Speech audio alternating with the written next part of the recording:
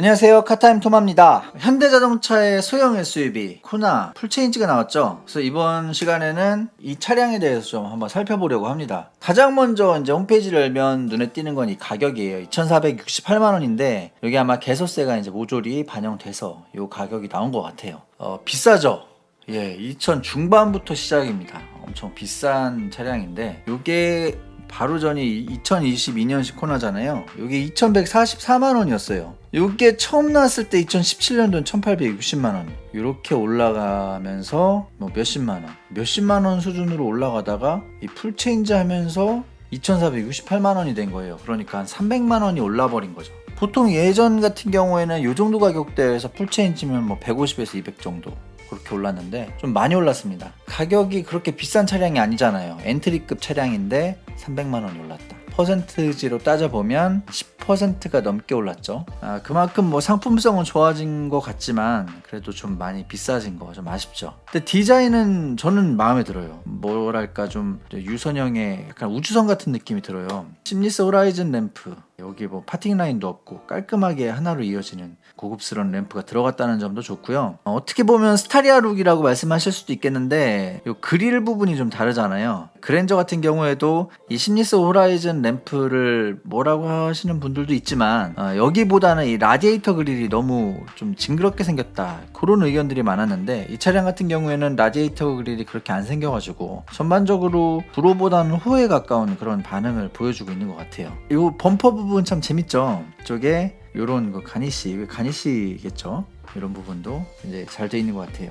약간 미래지향적인 그런 느낌의 디자인을 보여주고 있습니다. 이 램프도 그렇고요. 이 벨트 라인이 크롬으로 이렇게 돼 있는데 크롬이 여기서 두꺼워지면서 이렇게 이어지면서 이쪽에 루프 스포일러 쪽으로 이렇게 이어지고, 그리고 이 도어 상단의 라인은 이쪽으로 가면서 여기서 교차되면서 아래로 이렇게 떨어지고 X자로 이렇게 꾸며놓은 거, 이게 좀 뭔가 좀 있어 보이죠. 선 정리를 그렇게 좀 멋있게 하려고 했던 그런 흔적이 아닌가 그런 생각이 들고요. 이 Z자 쫙 기교죠, 기교. 이런 모습 저는 뭐 좋게 평가합니다. 그리고 이렇게 그 선을 좀 잡아 올린 이런 금형 기술도 한번 좀 과시를 한 것 같고요. 그리고 이쪽에 좀 볼륨감을 위한 이렇게 도톰하게 볼륨감 있게 처리한 모습도 좋습니다. 그리고 두툼한 클래딩을 이렇게 설치를 해서 SUV의 특유의 그런 단단함을 잘 표현하고 있다, 그렇게 생각을 합니다. 뒷모습을 좀 볼게요. 어떠세요? 저는 이 앞모습과 되게 통일성을 잘 표현한 것 같다는 생각이 들고요. 길쭉한 테일램프, 이것도 되게 깔끔하고 멋있어 보여요. 저는 그렇습니다. 이게 또 얇게 보이게 하기 위해서 이 까만색으로 이렇게 좀 덧댄 느낌이죠. 그래서 굉장히 얇은 램프를 표현하고 있다. 그리고 위쪽에 보조제동 등이 루프 스포일러에 들어가고요. 그리고 기능성 램프를 범퍼로 보내지 않은 점도 마음에 듭니다. 그리고 뭐 이런 선 처리를 통해서 좀 입체감을 표현한 점도 좋고요. 이 큼직한 플레이트를 적용해서 SUV다운 단단한 느낌, 여기서도 이렇게 뒷모습에서도 표현하고 있어서 그런 부분도 뭐 괜찮습니다. 전 좋게 평가를 하고 있어요. 측면부 실루엣도 이게 부드럽게 딱 이어지면서 전반적으로 이 외관의 디자인은 조형 되게 잘한 것 같아요. 전 호다 이렇게 말씀을 드릴게요. 잘한 건 잘했다고 칭찬해야겠죠. 가격은 비싸지만. 자, 실내를 보죠. 이 부분 파노라믹 커브드 디스플레이, 여기서 한번 접어놨더라고요. 파노라믹 커브드 디스플레이가 들어가 있습니다. 여기 12.3인치, 여기도 12.3인치 이렇게 모니터를 두 개를 연결을 해놨습니다. 자, 그리고 스티어링 휠이 좀 독특해요. 이런 부분 완전히 원형이 아니고 약간의 각을 줘서, 그렇다고 D컷은 아니에요. D컷은 아닌 스티어링 휠인데 좀 아기자기한 느낌도 들고 약간 스포티한 느낌도 들고 그렇습니다. 그리고 3스포크 휠이고요. 혼캡에는 역시나 H자가 생략되어 있습니다. 요즘 현대차는 여기다가 엠블럼 안 집어넣습니다. 계속 그렇게 할 건가 봐요. 그리고 아이오닉 5부터 시작된 칼럼식 기어 다이얼입니다. 전자식 다이얼. 앞으로 돌리면은 D, 뒤로 돌리면은 R, 그리고 뭐 여기 버튼 누르면은 P, 뭐 이런 식으로 돼 있네요. 기어 레버가 없어진 센터 콘솔은 그만큼 더 효율적으로 공간을 활용할 수 있도록 이렇게 짜여져 있습니다. 여기 컵홀더가 있죠. 요거 아마 이렇게 접으면 하나의 공간으로 사용할 수 있게끔 그렇게 되는 그런 종류의 컵홀더일 거예요. 그리고 요 센터 페시아 이 전반적인 디자인은 미래지향적인 이런 느낌이 아니고 되게 단정하고 깔끔하게 짜여진 느낌이에요. 그래서 사용할 때 직관성 자체는 되게 좋을 것 같아요. 누구나 와가지고 아주 편리하게 실용적으로 이 버튼들을 사용할 수 있게끔 그렇게 디자인 된 것 같습니다. 그리고 1열에 뭐 릴렉션 컴포트 시트가 들어간다고 하는데 이거는 이제 옵션이죠. 그리고 이쪽에 뭐 무드램프 같은 거는 은은하게 반사식으로 이렇게 나오게끔 그렇게 되어 있습니다. 전반적인 마감 소재가 그렇게 고급스러워 보이진 않아요. 천도 많이 사용됐고 플라스틱도 보이고요. 이 정도 등급에서 뭐 고급스러운 소재를 바라는 거는 조금 그렇죠. 근데 좀 가격이 많이 올랐는데 조금 더 고급스러운 소재를 해줬으면 어땠을까 하는 생각도 들긴 듭니다. 뒷자리를 한번 보면은 여성분이 앉아 있는데 여기 되게 넓어 보이잖아요, 레그룸이. 근데 요거 좀 이게 연출이죠. 시트가 앞으로 많이 옮겨져 있어요. 여기 보면은 안전벨트 여기 있잖아요. 이런 거 보면은 시트가 많이 이쪽으로 옮겨져 있다라는 걸 알 수 있고요. 만약 뒷자리가 굉장히 중요하다 그러면은 이 사진만 보고 결정하지 마시고요. 직접 가서 한번 타 보시고 결정하셔야 될 것 같습니다. 자, 여기 2열 시트 풀폴딩 된다 그러니까 트렁크를 좀 더 여유롭게 사용할 수 있을 것 같아요. 소형 SUV라서 트렁크가 뭐 엄청나게 넓진 않을 거예요, 아마. 그래도 여기까지 이제 풀폴딩을 해가지고 쓰면은 괜찮은 공간을 활용할 수도 있을 것 같습니다. 아까 말씀드렸듯이 파노라믹 커브드 디스플레이가 들어가 있고요. 무선 소프트웨어 업데이트 기능도 들어가네요. 서라운드 뷰 모니터 이것도 뭐 옵션이지만 어쨌든 들어가 있고요. 디지털 키, 터치 키가 되고요. 이렇게 보니까 되게 멋있네요. 멋지게 일자형 램프. 아마 이게 여기가 다 램프 같죠? 그리고 검은색으로 이렇게 감싸놔가지고 좀 더 얇아 보이게끔 그렇게 해놓은 것 같습니다. 보조 제동등 여기 들어가 있고요. 퍼포먼스 중요하죠. 하이브리드 모델이 아니고 일반 모델이고요. 일반 모델의 경우에는 1.6 터보 가솔린 엔진, 그리고 2리터 가솔린 엔진. 1.6리터 터보 가솔린 엔진 경우에는 200마력이 약간 안 돼요. 198마력. 요 조그만 차에 198마력이면은 상당히 훌륭한 성능을 보여줄 것 같다는 생각이 들어요. 이거 1.6 터보 180 아니었나요? 마력을 한 18마력 정도 끌어올린 것 같습니다. 그리고 복합연비가 리터당 13.0, 뭐 이 정도면은 나쁘지 않은 정도. 그리고 2리터 가솔린 엔진은 아마도 MPI 엔진 같습니다. 마력을 보면은 149마력이에요 2리터 직분사 엔진 같은 경우에는 한 170마력 이상 나올 텐데, 근데 요거는 149마력인 거 보니까 그냥 옛날 MPI 엔진 그 정도 수준의 그런 성능인 것 같습니다. 그리고 토크도 그렇게 높진 않네요. 18.3kg 퍼스미터니까요. 연비는 좀 괜찮습니다. 리터당 13.6km 이 정도고요. 그리고 이 차량에는 3세대 플랫폼이 적용되었습니다. 그래서 아마 전작 대비 좀 더 공간도 늘어났을 거고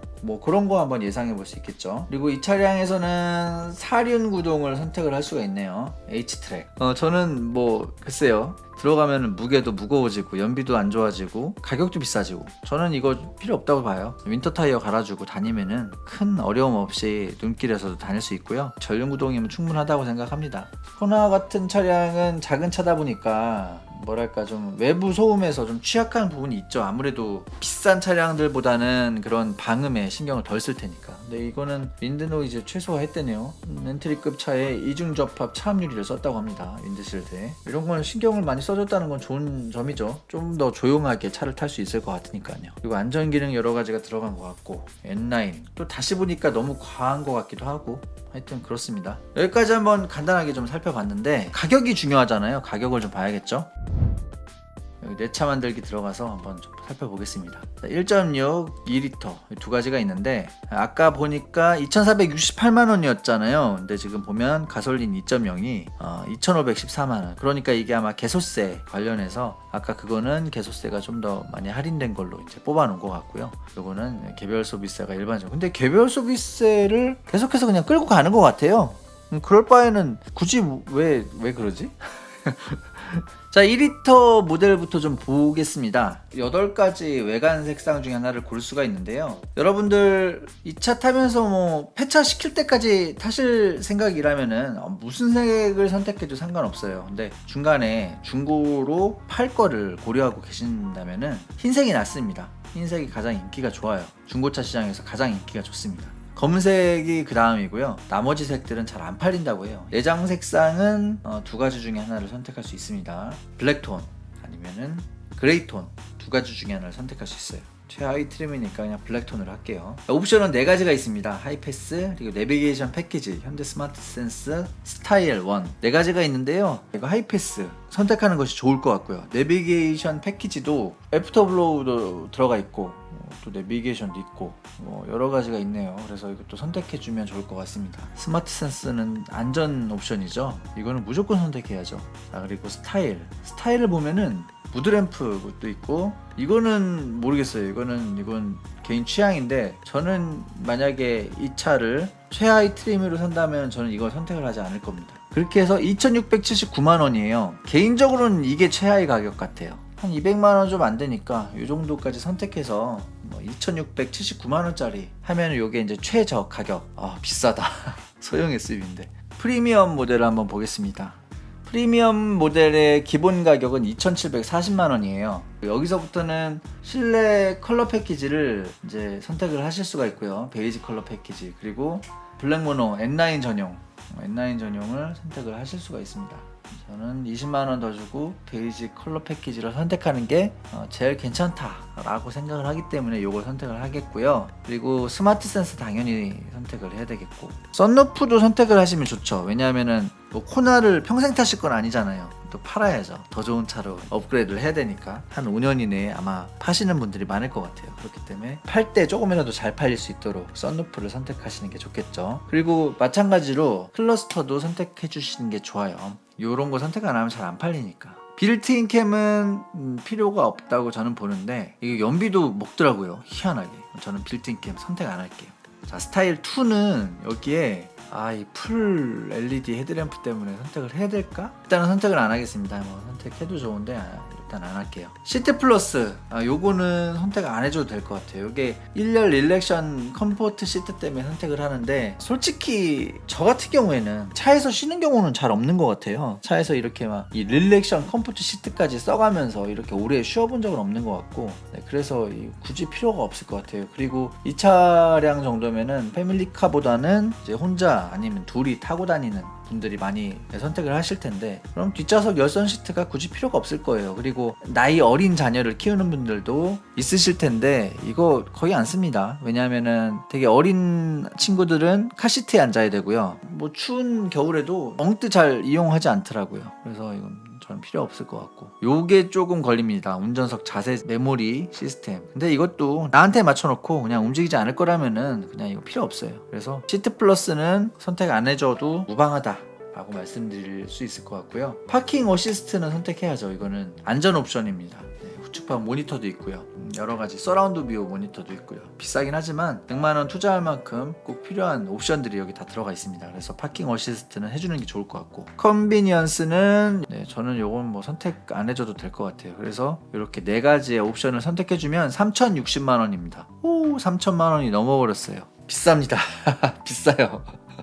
왜 이렇게 비싸지? 자, 그러면 마지막으로, 마지막이 아니지. 자, 인스퍼레이션. 자, 기본이 3,150만원짜리네요. 여기서는 외장 색상을 좀 많이 선택할 수 있죠. 개인적으로는 요 색이 가장 이쁜 것 같더라고요. A필러 위쪽을 검은색으로 해서 좀 더 아기자기하고 세련된 그런 느낌의 외관을 완성해 주겠습니다. 그리고 실내는 여전히 베이지 컬러 패키지가 저는 마음에 들고요. 그리고 옵션으로는 썬루프 당연히 선택해 주는 게 좋겠고요. 기왕 인스퍼레이션 사실 거면은 보스 프리미엄 사운드 선택해 주는 게 좋겠고, 파킹 어시스트 해주는 게 좋겠고, 빌트인 캠은 여전히 저는 뭐 비춥니다. 이렇게 해서 3,325만원이에요. 자, 2리터 모델인데 3,325만원. 전륜구동이고요. 이게 2리터에서는 사륜을 못 고르네요. 1.6리터 터보 모델에서 사륜을 고를 수가 있습니다. 그러니까 이게 가장 비싼 가격은 아니지. 그럼 빌트인 캠까지 하고 이런 거 130만원짜리 옵션 놓으면은 3,420만원. 2리터 모델의 풀옵션 가격은 3,420만원이라고 보시면 되겠네요. 비록 한 8년 전쯤이긴 하지만 제 알페온 있잖아요. 2.4리터 저 풀옵션이었거든요. 썬루프 빠진 풀옵션이었는데 3,704만원이었어요. 그리고 뭐 딜러 할인 같은 거 받아서 대략 한 300만원 정도 할인 받았던 것 같은데 3,400 한 50만원인가? 3,500만원인가? 그 정도 냈던 것 같아요. 이야, 근데 그만큼 물가 상승, 와, 10년도 안 됐는데 이제는 소형 SUV가 준대형 세단 풀옵션 가격까지 치고 올라왔네요. 차값 진짜 많이 올랐습니다.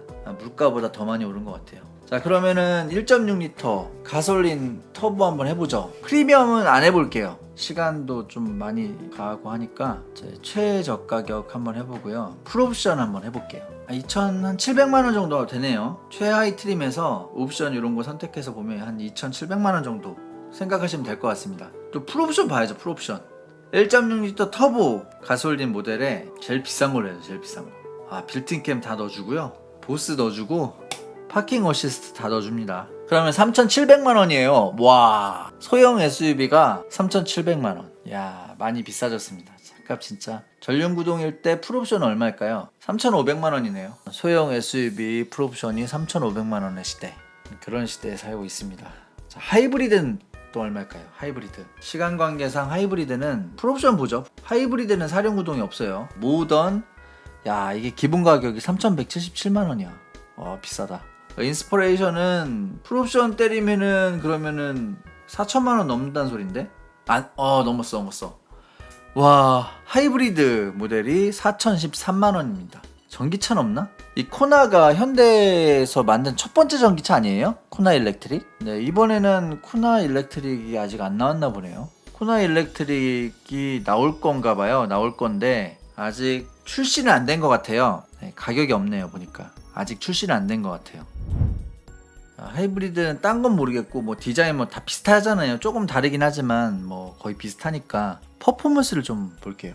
1.6L 가솔린 하이브리드네요. 그러면 최고 출력 105마력짜리 엔진이 들어갔고 그리고 최대 토크는 14.7kg 포스미터니까 이게 그렇게 출력 지향형은 아닌 것 같아요. 1.6 가솔린 터보 하이브리드 같은 경우에는 전체 출력이 한 230마력 나오는데 이거는 한 150마력쯤 나올 것 같네요. 연비가 아직 인증이 안 됐는데 연비는 되게 높게 나올 것 같습니다. 한 20km 정도 나올 것 같네요. 충분히 매력 있는 그런 연비만 보자면요. 충분히 매력 있는 트림인 것 같긴 한데 가격이 너무 비싸요. 풀옵션이 4천만원이 넘으니까 너무 비싼 것 같아요. 차값이 진짜 엔트리 모델이 이렇게 비싸지면은 사회 초년생들 요즘에 제가 우리 직원들한테 물어보니까 초임 연봉이 한 2,700에서 3천만원 정도 이렇게 뭐 중견기업들 그 정도 된다고 하던데요. 이렇게 되면은 코나 하나 사기도 힘들 것 같아요. 코나 사도 뭐 깡통차 사야 되나? 배려 없이 이렇게 올려도 되나? 아쉽다는 생각이 좀 드네요. 자, 마지막으로 차체 사이즈 좀 보고 마치도록 할게요. 전장이 4,350mm죠. 그리고 전폭이 1,825mm, 전고가 1,580에서 1,590mm, 그리고 축고가 2,660mm입니다. 이게 N9 같은 경우에는 전장이 조금 더 길어지는 것 같고요. 35mm가 좀 더 길어지는 것 같아요. 파츠가 들어가서 길어지는 것 같고요. 뭐 폭이나 축거나 이런 건 달라지는 게 없고요. 전작 대비 한 125mm? 그러니까 꽤 길어졌네요. 꽤 길어졌네. 이게 아마 3세대 플랫폼 들어가면서 전장도 좀 길어지고 축구도 좀 길어지고 그에 따라서 이제 내부 공간도 조금 더 넓어지고 그렇게 된 것 같아요. 차가 풀체인지 될 때마다 자꾸 길어져. 이러다 나중에는 코나가 준중형 SUV가 되고 투싼 이런 차가 중형이 되고 산타페가 준대형이 되고 막 이렇게 될 것 같아요. 계속 길어져. 자, 여기까지 한번 코나 모델에 대해서 좀 살펴봤어요. 나중에 기회가 된다면은 이 차 시승해 보면서 여러분한테 이게 어떤 차인지 좀 말씀을 드리도록 하겠습니다. 결론! 많이 비싸졌다. 도움되셨다면 구독과 좋아요 부탁드릴게요. 시청 감사합니다.